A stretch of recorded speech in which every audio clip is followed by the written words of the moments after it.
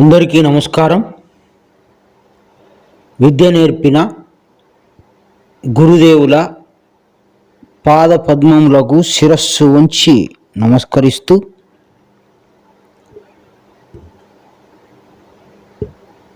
సత్యవాది అపవాది అనేటువంటి అంశం గురించి మనం మాట్లాడుకుందాం. సత్యవాది అపవాది.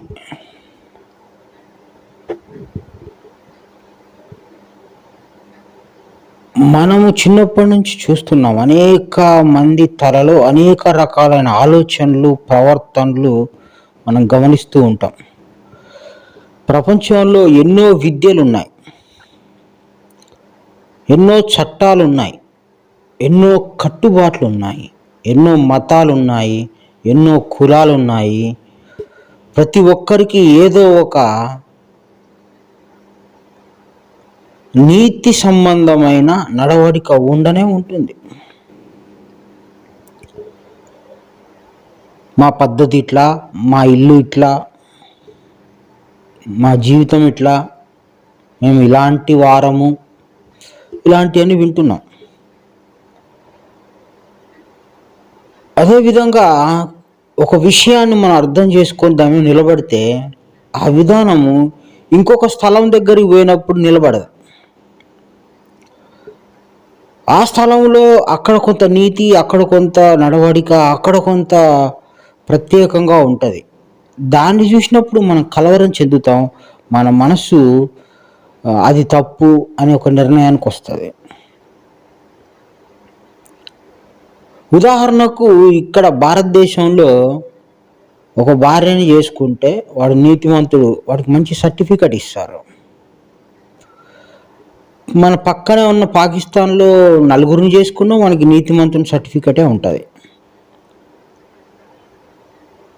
ఇక్కడ నీతి అన్నది స్థలం మారిన తర్వాత వాడిది నీతే.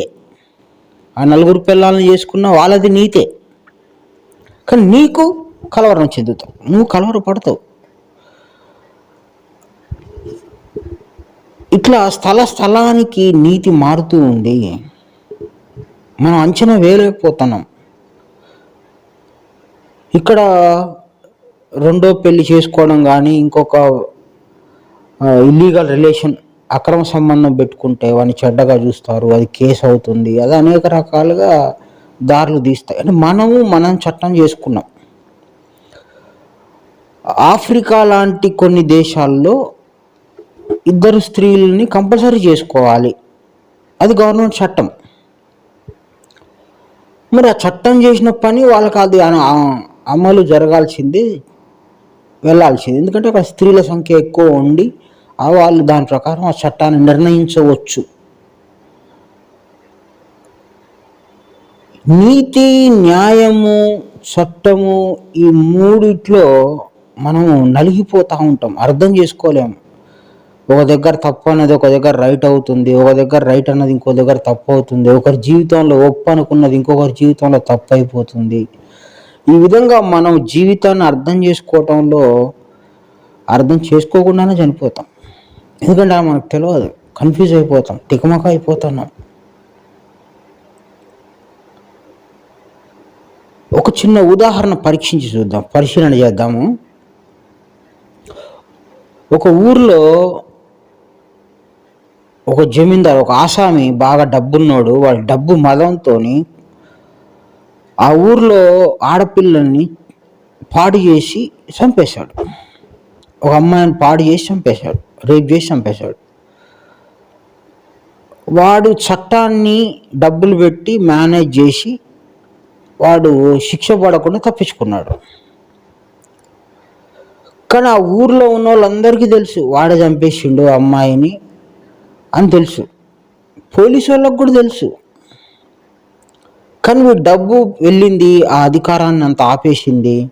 వాళ్ళంతా వాడిని ఏమి చేయకుండా వాడు ఆ డబ్బుతోని, ఆ అధికారంతో మేనేజ్ చేయగలిగాడు. కానీ అన్నలు ఉన్నారు, పీపుల్స్, నక్సలైట్లు, వీళ్ళు ఉన్నారు కదా, వీళ్ళు వెళ్ళి వాడిని చంపేశారు. ఆ ఊరంతా కూడా ఈ నక్సలైట్లకి విపరీతమైన అభిమానులుగా అయిపోయారు. వీళ్ళు మంచి పని చేశారు, వీళ్ళు చాలా మంచి చేశారు, ఆ దుర్మార్గుని చంపేశారు అని ఆ ఊరందరూ కూడా ఈ అన్నలకి, ఈ నక్సలైట్లకి అభిమానులుగా అయ్యారు. వీళ్ళు చేసిన పని చాలా మంచిది, నీతి పని చేశారు అని వాళ్ళని దేవుళ్ళలాగా చూడడం ఆ ఊరోళ్ళు అలవాటు చేసుకున్నారు. కానీ నువ్వు ఎవరు ఒక మనిషిని చంపడానికి చట్టాన్ని చేతిలోకి తీసుకుంటావా అని పోలీసు వాళ్ళు ఈ నక్సలైట్లను చంపడానికి ప్రయత్నం చేస్తూ ఉంటారు. అర్థం కాదు, ఇది మనకు అస్సలే అర్థం కాదు. ఒకవైపు చట్టం అనే దాంతోని, ఒకవైపు నీతి అనే పోరాటం, ఒకవైపు స్థలము, ఇట్లా మనము మన జీవితంలో ఏది చేస్తే అది ఇంకొకటి తప్పయిద్ది, ఏ కోణంలో అది ఒప్పయిద్దో చాలా తికమక పడుతూ ఉంటాం, చాలా తికమక పడిపోతూ ఉంటాం. దీన్ని మనం ఏమంటాము, కన్ఫ్యూజన్ అయిపోతూ ఉంటాం, ఎటు తేల్చుకోలేకుండా ఉంటాము. చట్టానికి దొరకకుండా బతికే విధానం ఒకటి, నీతిగా నడుచుకోవడం ఒకటి. చట్టానికి దొరకకుండా ఉండాలి అంటే ఏంది, హెల్మెట్ పెట్టుకోవాలి, ట్రాఫిక్లో వాడు పట్టుకున్నా మనకి దొరకం. హెల్మెట్ పెట్టుకోలేదు అయినా సరే ఆ శిక్షకి గురి అవ్వకూడదు, ఫైన్ కడతాము, లేకపోతే ఇంకోటో. ఇట్లా చట్టానికి లోబడి, ఇటు నీతికి న్యాయానికి లోబడి, మనస్సాక్షి అని, బంధాలు అని, మా కల్చర్ అని, మా మతం అని, మా కులం అని, ఈ అనేకమైన సంశయాలతో, సుడిగుండాల సంశయాల వలయంలో ప్రతి మనిషి చిక్కుకొని జీవితాన్ని అర్థం చేసుకోలేక మనకు తోచింది మనం మాట్లాడి, ఇది న్యాయము, ఇది సత్యము, ఇది ధర్మము, ఇది ఇట్లా అంటాం. ఏ కోణంలో చూసినా మనకు సత్యం అంతుపట్టదు.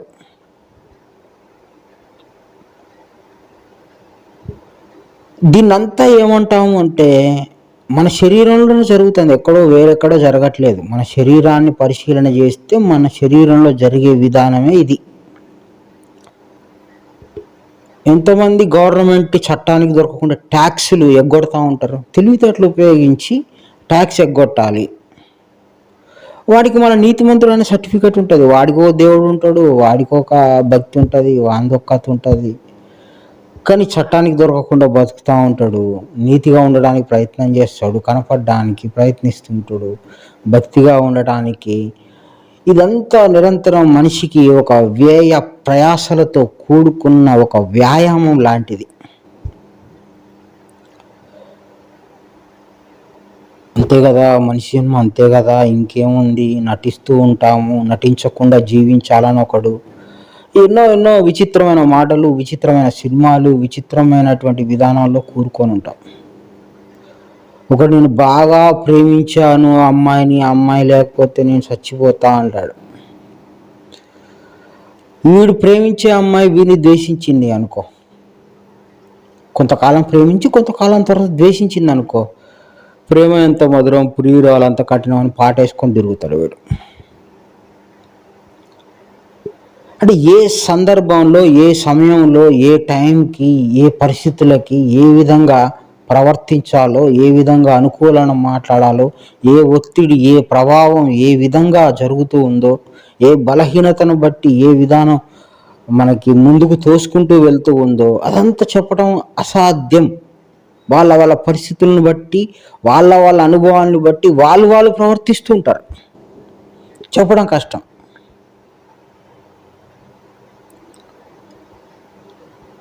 అంత బలంగా ఈ మన శరీరం మనకు తెలియకుండా నడపబడుతూ ఉంది. ఈ శరీరంలో ప్రేమ పుట్టుద్ది, ఓకే రైట్. ఈ శరీరంలోనే ద్వేషం కూడా పుడుతుంది. ఒకడు 14 సంవత్సరాలు భార్యని చాలా ప్రేమగా అడిగింది, కొనిచ్చి తినిపించి తాపిచ్చి, భార్య లేకపోతే నేను బతకలేను అన్న వాళ్ళ జీవితంలో వాడు భార్యని చంపేసి జైలుకు పోయినోడు ఉన్నాడు. దీని అంతటికి ఏం జరుగుతుంది? ప్రేమ పుట్టిన శరీరంలో ద్వేషం ఎందుకు పుడుతుంది? హత్య వరకు కూడా ఆలోచనలు ఎట్లొస్తున్నాయి? ఆ విధానం ఏంటిది? దాని మీద పరిశోధనలు చేసి కొంతమంది కొన్ని రహస్యాలని రాయగలిగారు. శరీరంలో జరిగే కొన్ని మానసిక ఒత్తిళ్ళు కానివ్వండి, మానసిక పరిస్థితులు కానివ్వండి, కొన్ని రాయగలిగారు. కానీ సంపూర్ణత జ్ఞానం ఎక్కడ లేదు. సంపూర్ణ జ్ఞానం ఎక్కడ లేదు. ఈ మనస్సుకు సంబంధించి చాలామంది సైకాట్రిస్టులు చాలా వరకు కొన్ని రహస్యాలు తెలుసుకొని ఈ సమస్యలు విని వీటి మీద పరిశోధన చేసి వాడి మనసును వాడు కంట్రోల్ చేసుకోలేక చనిపోయిన సైకాట్రిస్టులు కూడా ఉన్నారు, ఆత్మహత్య చేసుకొని. ఇది ఒక పట్టాన అర్థం కాని మాయా శరీరము, మాయా నడవడిక. ఇందులో ఏం జరుగుతుందో, ఏది ఎప్పుడు పుట్టుకొస్తుందో తెలియదు. ఉదాహరణకు ఒక కాలేజ్ అమ్మాయి, మంచి యవ్వనంలో ఉన్న ఒక అమ్మాయి నడుచుకుంటూ వెళ్తుంది. అదే యవ్వనంలో ఉండి, అదే ఎంగేజ్లో ఉండి ఒక ముగ్గురు పురుషులు ఆ స్త్రీని చూస్తూ ఉన్నారు. ఒకడు అబ్బా ఏం కత్తిలాగా ఉందని ఒకడు, అరే ఈ అమ్మాయి మా చెల్లెలాగా ఉందని ఒకడు, ఇంకొకడేమో ఈ అమ్మాయి డ్రెస్సు చాలా చండాలంగా ఉందని ఒకడు. ఈ మూడు ఆలోచనలు ఆ ముగ్గురి హృదయంలో వాళ్ళకి తెలియకుండా విత్ ఇన్ సెకండ్స్లో పుడుతుంది. వాళ్ళకు కూడా తెలియదు ఇలాంటి ఆలోచన వస్తుందని. వచ్చిన తర్వాత వానికి ఏర్పడుతుంది, ఓహో నా లోపల నుంచి ఈ ఆలోచన వచ్చింది. అది లస్టా, కామమా, అది ప్రేమ, అది అభిమానమా, అది ఆకర్షణ, అది అందాన్ని చూడడమేనా? ఇట్లా వాళ్ళ హృదయంలో ఏం పుడుతుందో వాళ్ళకు కూడా తెలియకుండా నడుస్తున్న శరీరం ఏదైతే ఉందో అది మనిషి శరీరం. ఇది చాలా గుట్టు. దీని గురించి తెలుసుకోవాలి అంటే భగవద్గీత దగ్గరికి రావాలి, బైబిల్ దగ్గరికి రావాలి, ఖురాన్ దగ్గరికి రావాలి.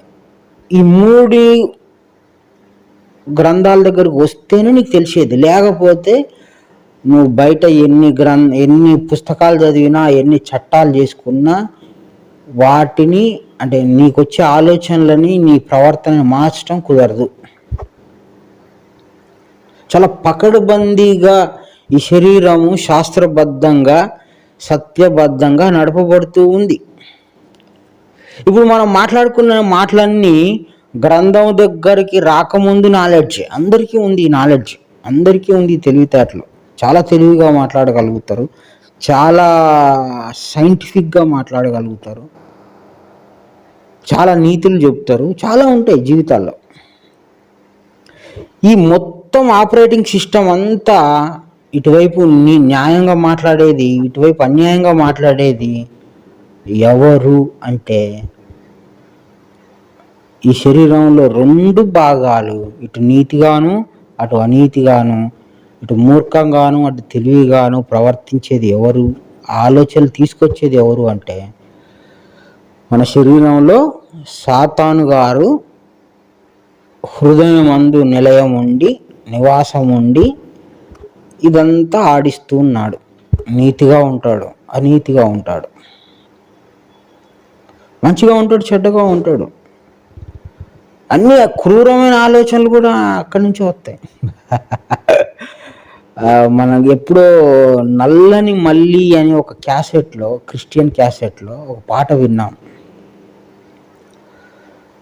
అప్పట్లో క్యాసెట్లలో వచ్చేది పాట. ఇప్పుడు సీడీలు, పెన్ డ్రైవ్లు వచ్చినాయి. ఇంతకుముందు క్యాసెట్లలో నల్లని మల్లి అని ఆ క్యాసెట్ పేరు.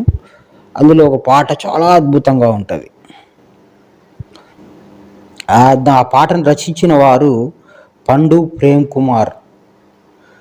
అది మామూలుగా యూట్యూబ్లో కూడా సెర్చ్ చేస్తే దొరుకుతుంది. అది ఆ పాట చాలా అద్భుతంగా ఉంటుంది. మనం చదువుకుందాం, చదివి పాట పాడుకుందాం. రాశాడంటే, మోసమైన హృదయమా నీ దోషం ఎక్కువ, దోషమైన హృదయమా నీ ద్రోహం ఎక్కువ, లెక్కకు మించినదే నీ పాపము, రక్షకుడు యేసు ఒక్కడే నీ మోక్షము. హృదయంలో గురించి రాస్తున్నాడు, హృదయంలో పుట్టే దాని గురించి.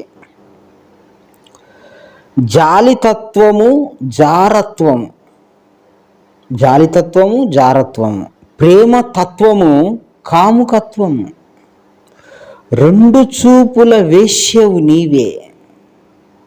నువ్వు అటు చూపిస్తున్నావు, ఇటు చూపిస్తున్నావు, రెండు చూపులు ఉన్నాయి నీకు, రెండు చూపుల వేశ్యవు నీవే, రెండు తలంపుల వ్యభిచారినివే. నువ్వు అటు నడుపుతావు, ఇటు నడుపుతావు అంటున్నాడు. తర్వాత నమ్మకత్వము అనుమానతత్వం, నమ్మకంగా ఉంటావు, అనుమానంగా ఉంటావు. ఇది హృదయంలో పుట్టే ఆలోచనని కాస్త ఈ రచయిత పరిశీలన చేసినట్టున్నాడు. సన్మానత్వము అనుమాన పత్రం, సన్మానించటమైనా అనుమానించటమైనా నీ లోపల నుంచే పుడతాయి. రెండు నాలుకల వేషధారివే, రెండు నడకల సూత్రధారివే. అటు నడుస్తానో ఇటు నడుస్తానో అని ఈ రచయిత రాయటం జరిగింది. చాలా మంచి పాట ఇది. తర్వాత దీనత్వము దానవత్వం, దీనంగా ఉంటావు, దానం కూడా చేస్తావు. సాత్వికత్వము స్వార్థపరత్వము, మంచిగా మంచిగా లెక్కుంటావు, స్వార్థంగా కూడా ఉంటావు. రెండు ముఖముల మాయదారివే, రెండు తలల మహమ్మారివే అంటాడు. అంటే హృదయంలో పుట్టేదాన్ని మనం కొంచెం జాగ్రత్త చేస్తే రెండు మనలోనే పుడతాయి. ఈ పాట మనకు సంబంధించింది, మన హృదయంలో పుట్టేదే. ఈ లోపల హృదయంలో పుట్టేదాన్ని బాగా పరిశీలన చేయి. ఓ జ్ఞాని అంటాడు, హృదయం అన్నిటికంటే మోసకరమైంది, దాన్ని కనిపెట్టుకొని ఉండు అంటాడు. అట్లా హృదయంలో పుట్టేది అటు పుడుతుంది, ఇటు పుడుతుంది, మంచి పుడుతుంది, చెడు పుడుతుంది అని చెప్పి కొంత జాగ్రత్తగా గమనిస్తే, మన శరీరాన్ని మనం బాగా అర్థం చేసుకుంటే అదే బ్రహ్మ విద్య అవుతుంది. కాబట్టి మన శరీరంలో మంచి చెడులు రెండు రకాలుగా నడుస్తూ ఉంది. నడిపే శక్తి ఏంటిదంట? నడిపే శక్తి ఏంటిది? సాతాను శక్తి, సాతాను. తర్వాత ఈ సాతాను గారికి మామూలుగా కొన్ని పేర్లు ఉన్నాయి. ఒక సాతాన్ అనే పేరు కాకుండా ఇంకో 2-3 పేర్లు కూడా ఉన్నాయి సాతాన్ గారికి. మాయా అని చెప్పుకున్నాము, తల్లి అని చెప్పుకున్నాము. మత్తయి సువార్త 4వ అధ్యాయము 3, 5, 8, 10, 11 వచనాలలో గమనిస్తే, ఒక దగ్గర 4వ అధ్యాయం 3వ వచనంలో శోధకుడు అంటాడు, అదే 5వ వచనంలో అపవాది అంటాడు, 8వ వచనంలో కూడా అపవాది అంటాడు, 10వ వచనంలో సాతానా అంటాడు, మళ్ళీ 11వ వచనంలో అపవాది అంటాడు. ఒక్కరికే పేర్లు, ఇవన్నీ ఒక్కళ్ళకే. ఆ ఒక్కళ్ళు ఎవరు? శోధకుడైనా, అపవాదైనా, సాతానైనా, తల్లి అయినా అన్నీ ఎవరికి సంబంధించింది? మాయా, సాతాను. పేర్లు ఏదైనా మనం తికమకబడకుండా చాలా జాగ్రత్తగా గమనించాలి. తర్వాత ఇప్పుడు మనం ఇందాక హృదయం గురించి పాట పాడుకుంటే, ఒక రచన రాసిన వ్యక్తి పాటను పాడాము. ఇప్పుడు క్రీస్తు చెప్పిన మాటను ఒకసారి పరిశీలన చేద్దాం. మత్తయి సువార్త 15వ అధ్యాయము 19వ వచనం. దురాలోచనలు, నరహత్యలు, వ్యభిచారములు, వేశ్య గమనములు, దొంగతనములు, అబద్ధ సాక్ష్యములు, దైవ దూషణలు హృదయం నుండే వచ్చును. ఎక్కడి నుంచి వస్తాయంట? హృదయం నుంచి వస్తాయి, బయట లేదు, సొసైటీలో లేదు. సొసైటీ అంతా పాడైపోయింది, సొసైటీ అంతా నాశనం అయింది, సొసైటీ బాగాలేదు అంటాం. మన హృదయం ఎట్లా ఉందో పరీక్షించుకోవాలి. ఎందుకంటే పుట్టేది ఇక్కడి నుంచే, హృదయం నుంచే వస్తున్నాయి, బయట లేవురా బాబు అని చెప్పి క్రీస్తు చెప్తాడు. ఇవే మనుష్యుని అపవిత్రపరచును. ఇవి మనిషిని అపవిత్రపరుస్తాయట. ఏమంట? దురాలోచనలు, నరహత్యలు, వ్యభిచారములు, వేశ్యాగమనములు, దొంగతనములు, అబద్ధ సాక్ష్యములు, దేవదూషణలు హృదయం నుండే వస్తాయి. ఇవి మనిషిని అపవిత్రపరుస్తాయి. అపవిత్రపరచడం అంటే ఏంది? పాపాన్ని నీకు అంటగడతాయి, నీకు పాపం వచ్చేలా చేస్తాయి. ఇక్కడ పాపంలో లిస్టే చెప్పాడు. హృదయంలో నుంచి పాపమే వస్తుంది అని పాప విషయాలు మాత్రమే దేవుడు తెలియజేశాడు. పుణ్య విషయాలు కూడా అందులో నుంచి వస్తుంది. దీనత్వం అందులో, సాత్వికత్వం అందులో, మంచి అందులో, సన్మానత్వం అందులో, ప్రేమ అన్ని హృదయంలో నుంచే పుడతాయి. హృదయంలో ఏది పుడుతుందో దాని ప్రకారం నీ జీవితం నడుస్తుంది. నువ్వు మంచి పుడితే మంచిగా నడుచుకుంటావు, చెడ్డ పుడితే చెడ్డగా నడుచుకుంటావు. అపవిత్ర పరిచేస్తాయి నీకు, అంటే నీకు పాపం వచ్చేస్తుంది అక్కడికి. బాగా ఈ సబ్జెక్టు అర్థం చేసుకోవాలి. సాతాను గారు ఉన్నది సాతాను జ్ఞానం తెలుసుకోవడానికి. ఇప్పుడు మనం ఎవరి జ్ఞానం తెలుసుకుంటున్నాము? సాతాను గారి జ్ఞానము, అపవాది జ్ఞానము, శోధకుడి జ్ఞానము తెలుసుకుంటున్నాం. ఏమేం చేస్తారట? వేశ్య సంగత్యము, దురాలోచనలు, దొంగతనాలు, హత్యలు, దైవదూషణలు అన్నీ చేస్తాడు. మంచితనం కూడా చేస్తాడు. మంచిగా ఉంటాడు, నీతిగా ఉంటాడు, ప్రేమగా ఉంటాడు. అన్నీ సాతానికి సంబంధించినవే. ఇదంతా రెండు వైపులా నిలబడి ఆడుతూ ఉంటాడు సాతాను గారు. ఇటు మంచి వైపు నిలబడ్డది సాతాను గారే, ఇటు చెడు వైపు నిలబడేది సాతాను గారే. ఈ రెండు తలంపుల, రెండు నడకల, రెండు నాలుకల ఆట ఆడేది ఎవరయ్యా అంటే మన పుట్టుకతోనే మన శరీరంలో ఈ సాతాను గారు ఉండి మనం చనిపోయేంత వరకు ఈ రెండు ఆటలు ఆడుతూ ఉంటాడు. అటు ఆడతాడు, ఇటు ఆడతాడు, మంచి ఆడతాడు, చెడు ఆడతాడు. ఇది ప్రతి ఒక్కరు గమనించుకొని చూసుకుంటే సరిపోతుంది. మంచి చెడులు, మంచి చెడులు, మంచి చెడులు జరుగుతూ ఉంటాయి. ఈ రెండు ఆటలు ఈయనే ఆడుతాడు. అటు ఉంటాడు, ఇటు ఉంటాడు. ఒకడు బాగా దాగి 30 ఏళ్ళు వాడి జీవితాన్ని పాడు చేసుకుని తర్వాత వాడి జీవితం బాగు చేసుకున్నాడు అనుకో, ఆ బాగుపడ్డ హృదయంలో నుంచి రావాల్సిందే. బాగుపడాలన్నా చెడిపోవాలన్నా లోపల ఆలోచనలు వచ్చే విధానాన్ని బట్టి ఉంటుంది. ఒక చిన్న పాపం చూసినప్పుడు ఒకడికి అరే పాపకు ఒక చాక్లెట్ ఇచ్చి ముద్దు పెట్టుకోవాలనిపిస్తుంది. ఒకడి హృదయంలో ఆ మంచి ఆలోచన పుడుతుంది. ఇంకొకడికి అదే పాపం చూసి నాకు కూడా ఇలాంటి కూతురు పుడితే ఎంత మంచిగా ఉంటుంది అని మనకు అనిపిస్తుంది. ఇంకొకటి చూసినప్పుడు ఆ పాపను చంపేసి ఆ పాప మెడలో బంగారపు గొలుసు ఎత్తుకోపోవాలనే ఆలోచన వస్తుంది. ఈ మూడు ఆలోచనలు ముగ్గురు శరీరంలో ఎవరి అధికారం లేదు. ఆ లోపల ఉండి ఆ ఆలోచనలని విసిరేసే సాతానుకు సంబంధించిన అధికారం ఇది. నీ అధికారం కాదు, నీకు సంబంధం లేదు. అసలు ఏ ఆలోచన ఎట్లా రావాలో నీకు సంబంధం లేదు. ఆ సాతాను లోపల ఉండి రాళ్ళేస్తూ ఉంటుంది ఏ ఆలోచన రావాలి అని. ఒకడు మంచి ఆలోచన ఎత్తే వాడు మంచోడు కనపడతాడు, ఒకడు చెడ్డ ఆలోచన ఎత్తే చెడ్డగా కనపడతాడు. రెండు ఆటలు ఆడుతూ ఉంటుంది, రెండు ఆటలు ఆడుతూ ఉంటుంది. అందుకే రెండు తలంపులు, రెండు నాలుకలు, రెండు నడకలు అన్నాడు. గమనించాలి. ఒక రచయిత గమనించినట్లు తీక్షణంగా గమనించి పరిశోధన చేస్తే దొరుకుద్ది. సరే, మనకి అంత నాలెడ్జీ లేకపోయినా మనం బైబిల్ గ్రంథం ఆధారంగా క్రీస్తు చెప్పాడు, కొన్ని లిస్ట్ చెప్పాడు. ఆ లిస్ట్ ఇంకా ఖురాన్లో కొంత లిస్ట్ ఉంది, భగవద్గీతలో కొంత లిస్ట్ ఉంది. ఆ వివరం అంతా తెలుసుకుంటే ఈ సాతాను అధికారం, ఈయనకి ఈ పవర్స్ ఉన్నాయి, ఇవి పుట్టించగలుగుతాడు అని మనం తెలుసుకోగలగాలి. ఇప్పుడు ఈ లిస్ట్ ఉంది. సాతాను గారు ఏమేమి అధికారాలు ఉన్నాయో భగవద్గీతలో మంచిగా డీటెయిల్డ్గా 2 భాగాలు చేసి చెప్తాడు. అటు ఇటు 2 నడకలు ఉన్నాయని తెలుసుకున్నాం కదా. భగవద్గీతలో కూడా అయ్యే 2 నడకలు ఉన్నాయి. చెడ్డది కూడా ఉంది. ఏంటిది?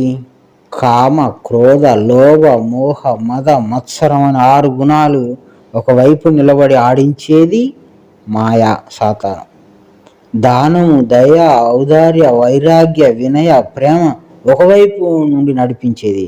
ఈ రెండింటి అధికారి ఎవరు అంటే మాయా లేదా సాతాను. ఏ గ్రంథం తీసుకున్నా నీకు ఒకటే ఆన్సరు. అక్కడ లిస్ట్ తెచ్చుకో, ఇక్కడ లిస్ట్ తెచ్చుకో, ఖురాన్లో తెచ్చుకో, రాసి ఇది సాతాను జ్ఞానము అని మనం ఒక లిస్ట్ తెలుసుకుంటే, ఆ జ్ఞానం తెలుసుకోగలిగితే అప్పుడు సాతాను గారి జ్ఞానం మనకు కొంత వచ్చింది. ఓహో, సాతాను గారు ఇవి చేస్తారు, ఇవి చేస్తారు సాతాను గారు అని మనకు ఒక లిస్ట్ వచ్చిన తర్వాత జ్ఞానం ఏర్పడింది. సరే, ఇప్పుడు సత్యం కూడా కావాలి మనకి. ఆ సత్యము అనేది బైబిల్ ద్వారా కానీ, భగవద్గీత ద్వారా కానీ, ఖురాన్ ద్వారా కానీ సంపాదించుకున్న తర్వాత ఇప్పుడు సాతాన్ 2 భాగాలుగా ఉన్నాడు, 2 నడకలుగా ఉన్నాడు. అప్పుడు ఈ సాతాన్ గారు మొత్తం ఒక భాగం ప్రత్యేకమయ్యి, సత్యం ఒక విధంగా తయారయ్యి, ఈ ఇద్దరికి లోపల ఒక యుద్ధం జరుగుతూ ఉంటుంది. సత్యం మన సంపాదించుకుంటే వచ్చేది సత్యం. మాయా జ్ఞానం కూడా సంపాదించుకోవాలి, తెలుసుకోవాలి, అర్థం చేసుకోవాలి.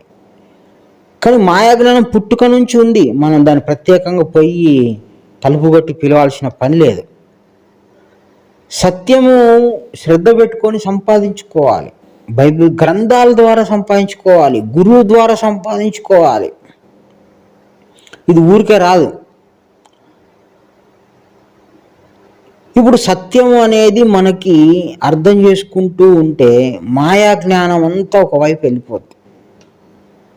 అప్పుడు మనకు 2 రకాల జ్ఞానాలు తెలుస్తాయి. ఒకటి మాయా జ్ఞానము, 2 దేవుని జ్ఞానము.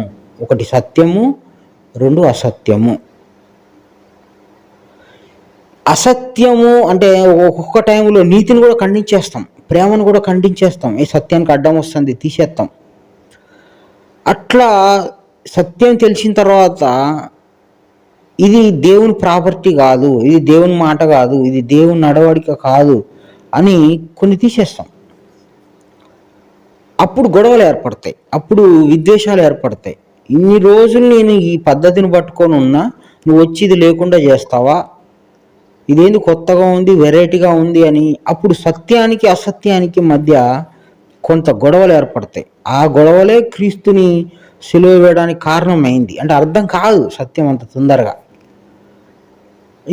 ఈ సాతాను గారి జ్ఞానము పుట్టుక నుంచి అంటుపెట్టుకొని మనసులో పాతుకుపోయి ఉంటుంది కాబట్టి ఓకే, అందరికి ఈజీగా అర్థమవుతుంది. సాతాను దేవుడి జ్ఞానం తొందరగా అర్థం కాదు.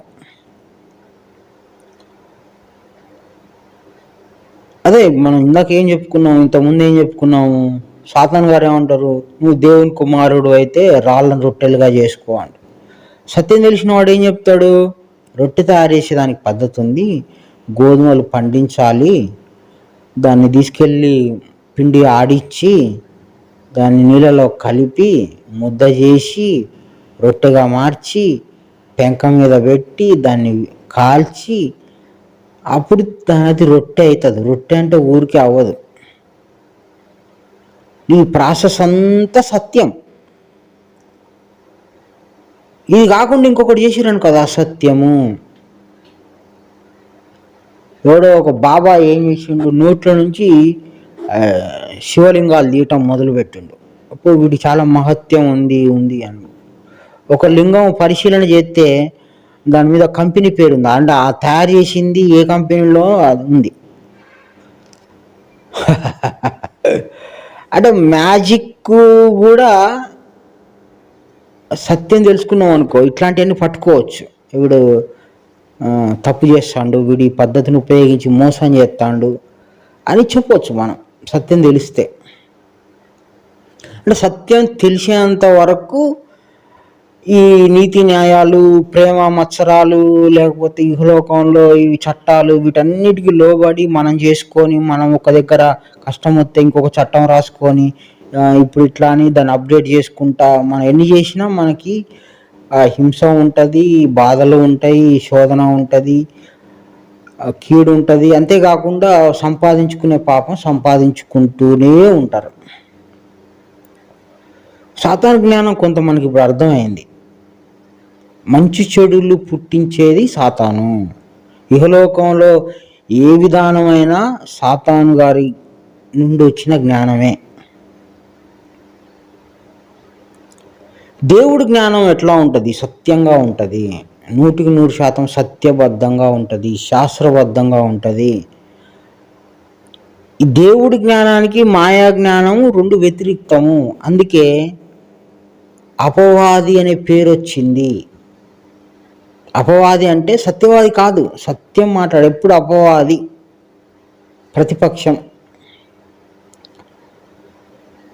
ఈ సత్యం నీకు ఏర్పడిన తర్వాత అప్పుడు సాతాను జ్ఞానం కూడా నీకు కావాలి. ఎందుకంటే ఇప్పుడు ఏ ఆలోచన పుట్టిస్తే ఇది సాతాను జ్ఞానము, ఇది దేవుడు జ్ఞానము అని మనకి ఆ 2 లైన్లు, 2 గీతలు మనకు అవసరం.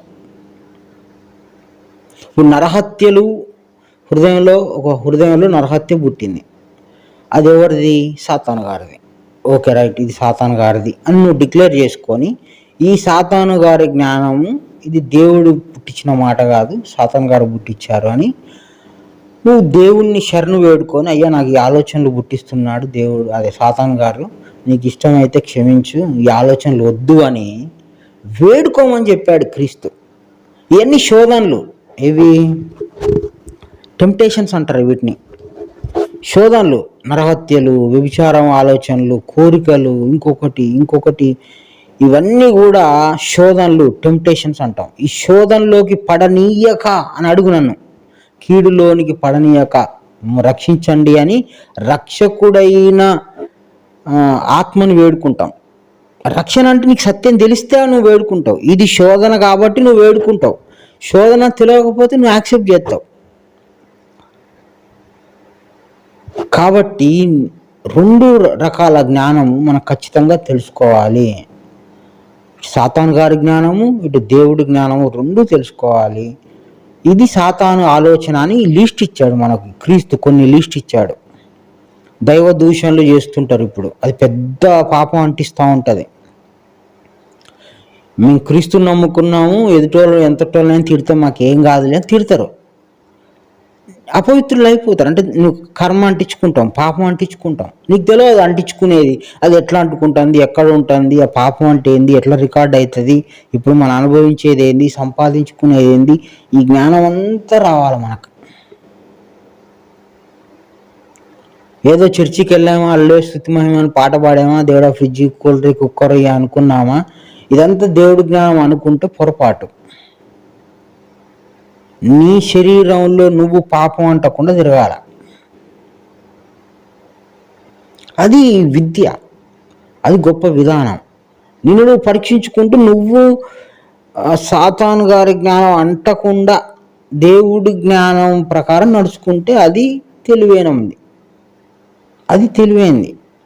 తాము రాకున్న నీటి బిందువు ఏ విధంగా ఉంటుందో కర్మ అంటని రీతిగా, పాపం అంటని రీతిగా నేర్చుకోవాలంటే నువ్వు సాతాను గారు ఎంత బలవంతుడు, ఆయనకి ఏమేమి పవర్స్ ఉన్నాయి, ఏమేమి పుట్టిస్తాడు, ఏ ఆలోచనలు పుట్టిస్తాడు, మన శరీరం ఎట్లా నడుపుతా ఉన్నాడు, ఏదో తెలిసి ఉండాలి కదా.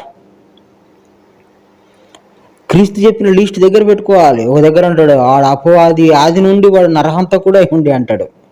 ఆది నుండి అంటే ఎప్పుడు? పుట్టినప్పటి నుండి. ఆది నుండి వాడు నరహంతకుడే, వ్యభిచారం వాడు అన్ని ఆలోచనలను ఇట్లా చేస్తాడు. వాడు నిన్ను ఉండనియాడు, నిన్ను ఒక దగ్గర ఒక మంచిగా ఉండనియాడు. ఒక కోరిక పుట్టిస్తాడు, దుబాయ్ పోతే లక్షలు సంపాదించుకోవచ్చు అని తీసుకుపోతాడు. ఆడ నిన్ను నానా రకాల హింసలు పెడతాడు. ఒక అమ్మాయిని చూసి కోరిక పుట్టిస్తాడు, ఆడిపోతే వాళ్ళు అన్నాలు దంతారు. ఎన్ని రకాల ఆలోచనలు పుట్టించి ఏమేం చేస్తాడో నీకు తెలియదు. నీకు తెలిసి ఉంటే నువ్వు దేవుని శరణు వేడుకుంటావు. అయ్యా నన్ను ఈ మాట ఇది శోధిస్తూ ఉంది, ఇది బాధిస్తూ ఉంది, కీడుగా మారకముందే నన్ను క్షమించు అని నువ్వు నిరంతరం దేవునితో కూడుకొని ఉండాలంటే నీకు సాతాను గారి జ్ఞానం తెలవాలి. అంటే శోధన తెలవాలి, అపవాది తెలవాలి. ఇది అపవాది మాట నీకు తెలిస్తే నువ్వేం చేస్తావు? అపవాదిని ఏం చేయకూడదు. అపవాదిని ఎదిరించటం మనిషితోని కాదు. అపవాదిని ఎదిరించటం మనిషితోని కాదు, జ్ఞానితోని కాదు. ఎంత పెద్ద జ్ఞాని అయినా అపవాదిని ఎదిరించలేడు, శాత కాదు. ఎంత పెద్ద జ్ఞాని అయితే అంత దేవుడికి శరణు వేడుకుంటాడు. అయ్యా నన్ను ఇది బాధిస్తుంది, అయ్యా నా కీడు బాధిస్తుంది, నన్ను ఈ శోధన బాధిస్తుంది అని దేవునికి దగ్గరికి వెళ్ళేవాడు జ్ఞాని. నన్ను శరణు జొచ్చిన వాడికి అన్నాడు భగవద్గీత. నన్ను శరణు జొచ్చు, అంతేగాని నువ్వు మాయ జోలికి పోకాయా, దాన్ని ఏమనకు. తెలుసుకొని నా దగ్గరికి రా. నువ్వు తెలుసుకొని నా దగ్గరికి వచ్చి నన్ను శరణు వేడుకో. ఇగో నన్ను ఈ కోరిక బాధిస్తుంది తండ్రి, నీకు ఇష్టమైతే దీన్ని క్షమించు అను. అంతేగాని మళ్ళీ నువ్వు దాన్ని ఎదిరించడానికి నువ్వు ప్రయత్నం చేయకు. నువ్వు దాన్ని ఎంత ప్రయత్నం చేస్తే అది అంత రెట్టింపు అయింది. అది రెట్టింపు నువ్వు దాన్ని తట్టుకోలేవు. సాతాను గారు అటువైపు నుంచి కొడతా ఉంటారు. ఎటువైపు నుంచి? ఒక గుణ భాగంలో ఆయనకు అధికారం ఉంది, ఆయన కొడతాడు. గుణాలతో నిన్ను కొడతాడు, శోధిస్తాడు. నువ్వేం చేయాలి? సత్యం చూపించు అంతే. నువ్వు సత్యం చూపించడం అంటే దేవునికి దగ్గరగా, ఆత్మకు దగ్గరగా వెళ్ళాలి. ఈ విధంగా 2 భాగాలు అనేది క్రీస్తే చెప్పాడు, స్వయంగా క్రీస్తే చెప్పాడు. దీన్ని కుడి చెంప ఎడమ చెంప అని కూడా చెప్పాడు. మళ్ళీ అది డీటెయిల్డ్గా చెప్పుకుందాము. కుడి చెంప కొట్టడం అంటే ఏంది, ఎడమ చెంప చూపించటం అంటే ఏంది, అంతే. క్రీస్తు ఏమన్నాడు? నీ దేవుడికి మొక్కి సాగిలపడి ఆయనకు సేవ చేసుకొని రాసి ఉంది అన్నాడు. సాతాను గారు వెళ్ళిపోయారు. అట్లనే మనకి శోధనలు వచ్చినప్పుడు మనం ఏం చేయాలి? పెద్ద ఆయన తలుచుకోవాలి. ఆయన తలుచుకుంటే ఇది లేకుండా పోతుంది. అయ్యా తండ్రి, నాకు ఈ శోధింపబడుతున్నాను, నీకు ఇష్టమైతే క్షమించు, నన్ను కీడులోని పడనీయకు అని నువ్వు వేడుకోగలగాలి. అది నాలెడ్జ్. సో ఈ విధంగా మనకి సాతాను గారి జ్ఞానము, దేవుడి జ్ఞానము 2 అవసరము. మనకు కొంత క్రీస్తే మనకు అందిస్తున్నాడు. ఇది శోధకుడి జ్ఞానం, ఇది హృదయం నుంచి పుడుతుంది. నీ నుంచి పుడుతుందని చెప్పలేదు, హృదయం నుంచి ఈ ఆలోచనలు పుడుతున్నాయి, నీ నుంచి పుట్టట్లేదు. నాకు ఈ ఆలోచన వచ్చిందని ఏ ఒక్కరు అనకూడదు. నీ కావు ఆలోచనలు, అపవాది ఆలోచనలు. నీకు తెలియకుండా లోపల ఈయనున్నాడు, తిష్టేసి కూర్చున్నాడు. ఎవరు? సాతాను గారు. మనం అర్జెంటుగా బైబిల్ ద్వారా సత్యాన్ని లోపలికి, అంటే బుద్ధికి తెలుసుకొని, అప్పుడు సత్యం ఒక మాట లోపలికి వెళ్తే అప్పుడు లోపల సత్యంతో దాన్ని ఖండిస్తూ జయిస్తూ ఉండొచ్చు. సత్యం లేదనుకో, ఆయన ఇటు ఆడతాడు, ఇటు ఆడతాడు. ఆ 2 ఆటలకు అధికారి ఆయనే. దానివల్ల జన్మ మనకి వృధా అయిపోద్ది. దానివల్ల నరకమే కానీ మనకు సత్యం తెలియదు, దేవునికి దగ్గరగా ఉండం. అందుకోసం చాలా డీటెయిల్డ్గా మనం వీలైనంత వరకు ఈ మాయకు సంబంధించిన జ్ఞానం తెలుసుకోవాలి, దేవుడికి సంబంధించిన జ్ఞానము తెలుసుకోవాలి. ఈ లోకంలో ఏదైనా జరుగుతూ ఉందంటే సత్యంతోనే చూడాలి. సత్య చూపుతో చూసినప్పుడే అర్థమవుతుంది. లేదంటే అక్కడ అంత కన్ఫ్యూజన్ ఉంటుంది. ఒక దగ్గర మనం ఏది నిర్ణయం తీసుకోవడానికి అవ్వదు. సత్య చూపుతో చూస్తే ఓకే, ఇది ఇట్లా జరుగుతుంది, సత్యం దీని ప్రకారం జరుగుతుంది అనేది మనకు క్లియర్గా వస్తుంది. సత్యం లేదనుకోండి, ఇహలోకంలో మాట్లాడతాం, వాళ్ళకి సత్యం అన్నటికీ తెలియకుండా పోతుంది. అందుకు సత్యం చాలా విలువైంది. సత్యమే దేవుడు, దేవుడే జ్ఞానము, జ్ఞానం అన్న ఆత్మే. ఇట్లా ఎన్ని రకాలుగా తిప్పి చెప్పుకున్నా దేవుడి వైపు ఉండే పేర్లు ఏంటిదో మనం గమనించుకోవాలి. సాతాను గారి వైపు ఉండే పేర్లు కూడా మనం గమనించుకొని తీరాలి. ఈ 2 విభాగాలు తెలుసుకుంటే మనము సత్యవాదియా అపవాదియా మనకు ఏర్పడుతుంది. ఎవడన్నా ఏ మాట మాట్లాడినా వాడు అపవాది సంబంధియా సత్యవాదియా అవన్నీ గుర్తించవచ్చు. అంటే మనకు లిస్ట్ ఉండాలి. మన దగ్గర సాతాను గారి లిస్ట్ ఉందనుకో, ఆ లిస్ట్ ప్రకారం వాడు మాట్లాడుతాడా లేదా, ఇందులో ఉన్నాయో వాడు మాట్లాడుతాడా, వాడు దేని వైపు తీసుకెళ్తాడో వాడిని మన అబద్ధ బోధకుడు అని చెప్పొచ్చు. మన దగ్గర అప్పుడు లిస్ట్ ఉంటే, మన దగ్గర చిట్టా ఉంటే, ఆ ప్రణాళిక ఉంటే, ఓహో వీడు ఈ మాట చెప్తాడు కాబట్టి ఈ దారి సాతాను దారే కానీ దేవుని దారి కాదు. దేవునికి సంబంధించిన లిస్ట్ ఉంది, అంటే మోక్ష మార్గానికి సంబంధించిన లిస్ట్ ఉంది అనుకో, ఆ చిట్టా చూసుకున్నప్పుడు మనకేందో ఇటువైపు తీసుకెళ్తాడు. ఇతడు సత్యవాది, ఇతడు అపవాది. బోధకుల్లో కూడా మనం చూసుకోవచ్చు. ఈ బోధకుడు అసత్యవాది, అపవాది, వీడు సాతాను సంబంధి అని చెప్పొచ్చు, ఈజీగా చెప్పొచ్చు. ఉదాహరణ చెప్తాం. ఒక వ్యక్తికి ఒక బోధకుడు నువ్వు కోరుకో, దేవుణ్ణి కోరుకో అంటాడు. ఏమని? దేవుడా నాకు ఇల్లు లేదు, ఇల్లు ప్రసాదించి దేవుడా అని కోరుకో అంటాడు. అంటే ఏం చేస్తాడు ఆ బోధకుడు? కోరికని ఆ వ్యక్తికి నేర్పిస్తున్నాడు, దేవుణ్ణి కోరుకో కోరుకో అని. కోరిక ఎవరి ఆధీనంలో ఉంది? సాతాను గారి ఆధీనంలో ఉంది. ఇప్పుడు నువ్వు ఎవరికి పని చేసి పెట్టినట్టు? సాతాను గారికి పని చేస్తున్నావు. పేరు దేవుని పేరు, కానీ ఆ మెటీరియల్ ఎవరిది?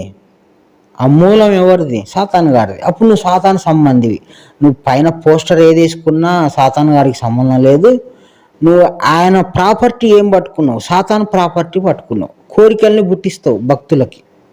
అప్పుడు కోరికల ప్రకారం వాళ్ళు నడుచుకుంటారు.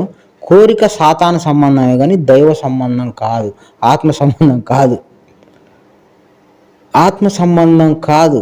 కోరిక పుట్టిందనుకో, జ్ఞానికి ఒక కోరిక పుట్టింది. ఉదాహరణకు జ్ఞానికి ఒక ఇల్లు కొనుక్కోవాలి అని ఒక కోరిక పుట్టింది. అప్పుడు ఆ కోరిక ఏం చేస్తుంది? హృదయాన్ని బాధిస్తూ ఉంటుంది. దాని కొరకు ప్రయత్నం మొదలు పెట్టడానికి శరీరం, మనసు, బుద్ధి అన్నీ పనిచేస్తూ ఉంటాయి. అప్పుడు జ్ఞాని అయిన వాడు ఏం చేస్తాడు? తండ్రి, ఈ కోరిక అనేది నా శరీరంలో పుట్టి నన్ను బాధిస్తుంది, నీకు ఇష్టమైతే క్షమించు, ఈ బాధను లేకుండా చెయ్యి అని వేడుకుంటాడు. ఎందుకంటే కోరిక అయింది కాదు, జీవుడిది కాదు, కుమారుడిది కాదు. ఆ కోరికని క్షమించమని వేడుకుంటాడు. ఇది ఎంత దూరం తీసుకుపోద్దో నాకు తెలియదు కానీ దీన్ని క్షమించు అంటాడు.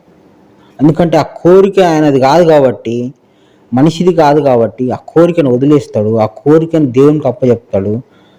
మనిషి అది అంటకుండా తిరుగుతాడు. ఆ కోరికకి నాకు సంబంధం లేదు అనుకొని దానికి సంబంధించింది వదులుకుంటాడు.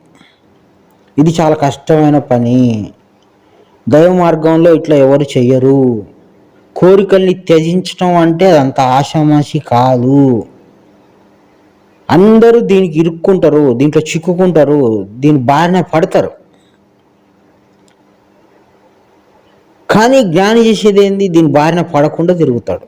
అది హృదయంలో మెదిలినా కదిలినా అది సంబంధం లేకుండా అది దేవునికి అప్పచెప్పి లేదా దేవుని వైపు నుంచి క్షమాపణ వేడుకుంటూ దాన్ని అంటకుండా తిరుగుతాడు. అట్లా తిరిగినప్పుడే నువ్వు పాపం అంటకుండా ఉన్నట్లు లెక్క. కానీ నువ్వు ఉద్దేశపూర్వకంగా కోరికలు నేర్పిస్తుంటారు. ఆ కోరిక అనేది ఎవరి ప్రాపర్టీ, ఎవరి ఆస్తి? సాతాను గారి ఆస్తి. చాలా వ్యత్యాసం, చాలా సున్నితంగా ఉంటుంది ఇక్కడ. చాలా సున్నితంగా గమనించితే కోరిక పుట్టించేది సాతాను గారు. అది నెరవేరుద్దా నెరవేరలేదా అనేది పక్కన పెట్టేయండి. అది నెరవేరొచ్చు, నెరవేరకపోవచ్చు. కానీ దాని వెనుక ప్రయాణించి దానికి కావాల్సినంత శ్రమ చేసి దాని వెనుక పరిగెత్తి ఇదంతా చేసే ఆ ప్రయాస ఉంటుంది. ఆ ప్రయాస చివరిలో రిజల్ట్ 0 కావచ్చు, అప్పులు కావచ్చు, ఏదైనా కావచ్చు, సక్సెస్ కూడా కావచ్చు, అది ఏదైనా కావచ్చు. కానీ అసలు ఆ కోరిక పుట్టించిద్ది. ఆ కోరిక వెంట ప్రయాణం అనేది కుమారుడికి సంబంధం లేదు, జీవుడికి సంబంధం లేదు. అప్పుడు కుమారుడు ఏం చేస్తాడు? తెలివైన కుమారుడు, సత్యం సంపాదించుకున్న కుమారుడు ఏం చేస్తాడు? ఈ కోరికని టెంప్టేషన్, శోధన కింద తీసుకొని ఇది సాతాను సంబంధం, తండ్రి దీనివల్ల ఏ కీడుందో ఏ మేలుందో నాకు తెలియదు, దీన్ని నువ్వు క్షమించు అని వేడుకుంటాడు.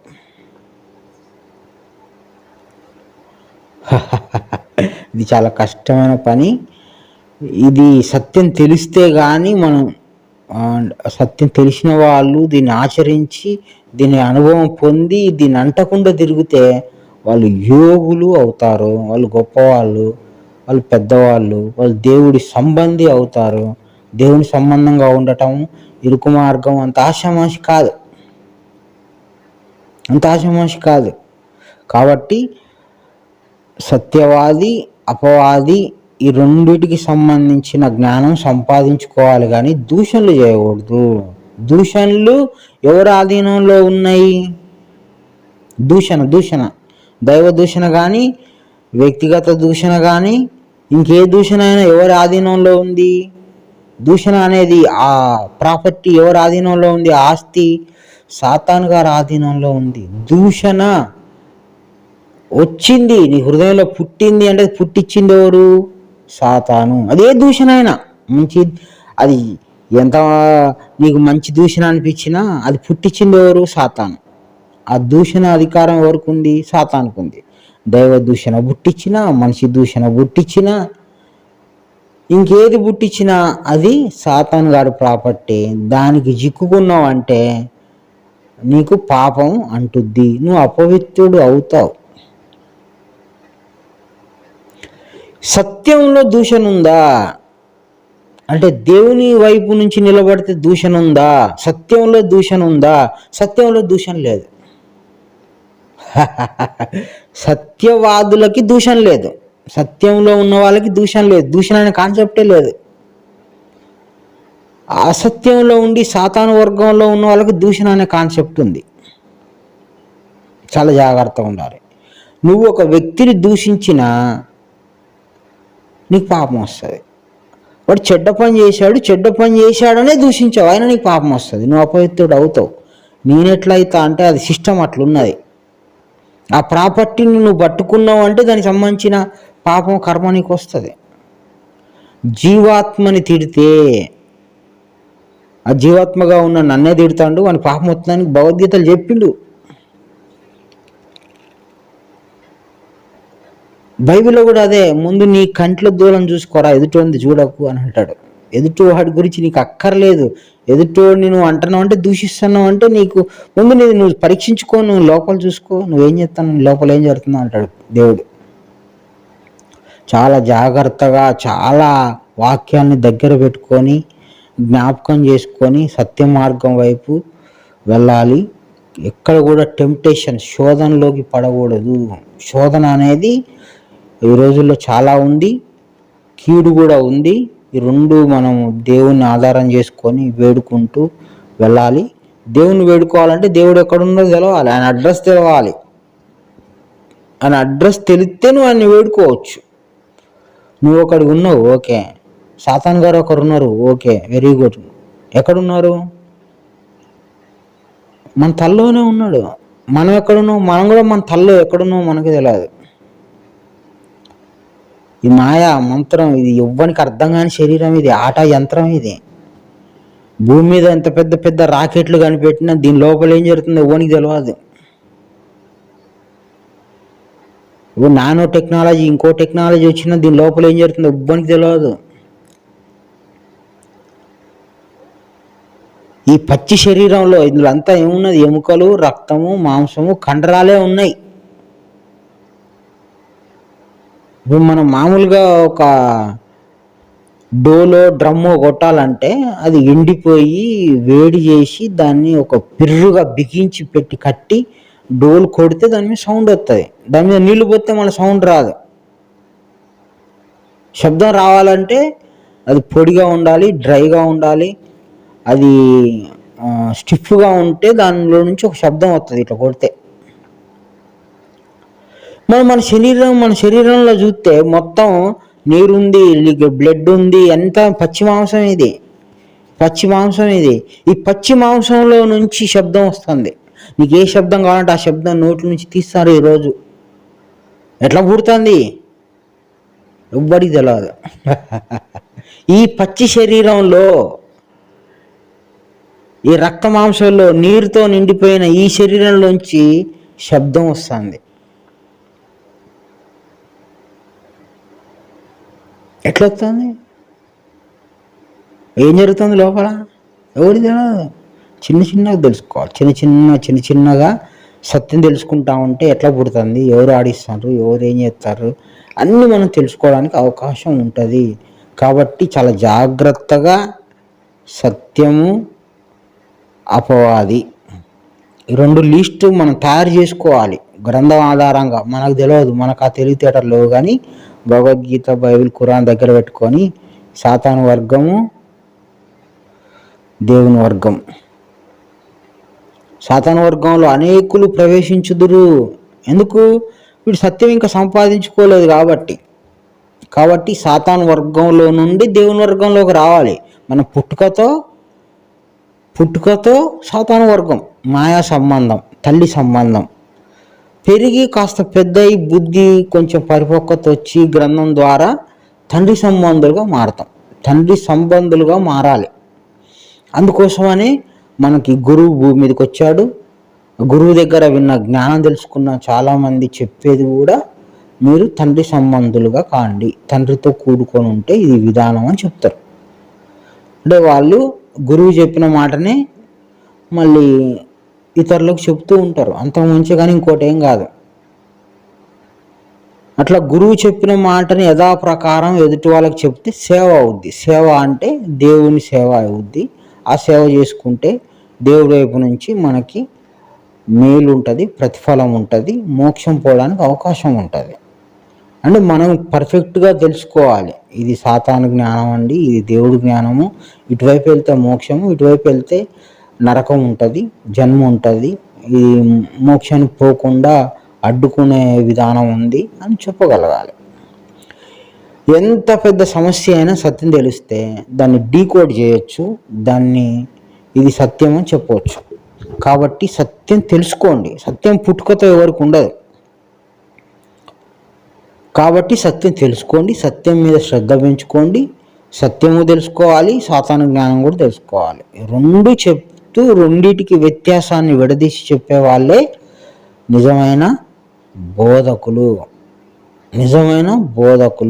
కాబట్టి నిజమైన బోధకులను కూడా గుర్తించండి అని క్రీస్తు హెచ్చరిక చేశాడు.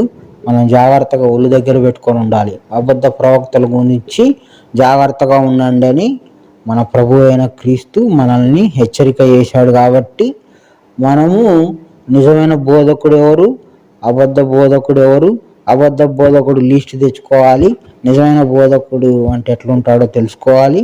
అప్పుడు నిజమైన బోధ ఏదైతే అది వినాలి, అబద్ధ బోధ ఏదైతే ఉందో దాన్ని మనం దూరం చేసుకోవాలి. ఇది మీరు సత్యానికి వ్యతిరేకంగా చెప్తున్నారు, మనం దూరం అవ్వాలి. అంటే అది మన మీదనే ఉంది. అది మనకి స్వతంత్రత ఇచ్చాడు. నువ్వు జాగ్రత్తగా ఉండు అన్నాడు. నువ్వు జాగ్రత్తగా ఉండు. బోధకులకు చెప్పలే, మనలాంటి వాళ్ళకి చెప్పాడు. మనము బోధకుల విషయంలో జాగ్రత్తగా ఉండాలి. నువ్వు జాగ్రత్త చేసుకో అన్నాడు. మనకి జాగ్రత్త చెప్తున్నాడు కాబట్టి మనం జాగ్రత్తగా ప్రతి వాక్యం కూడా గుర్తు లేకపోతే రాసుకొని జాగ్రత్త పెట్టుకొని మనం దైవ విధానాన్ని నడుచుకోవాలి. దేవుడిచ్చిన ఈ జన్మ, ఈ సమయము సత్యం తెలుసుకోవటానికి ఎక్కువ కేటాయించాలి.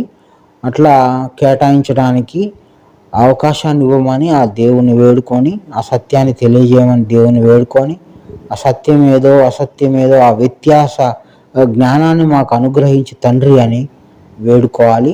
అది నిజమైన ఆస్తి. ఆ వివేచన జ్ఞానం వస్తే అది అద్భుతమైన పరలోక ధనం కింద నీకు ఆస్తిగా ఉంటుంది. అది నీకు ఎంతో మేలు చేసేదిగా ఉంటుంది. కాబట్టి పరలోక ధనాన్నే ఆశిద్దాము.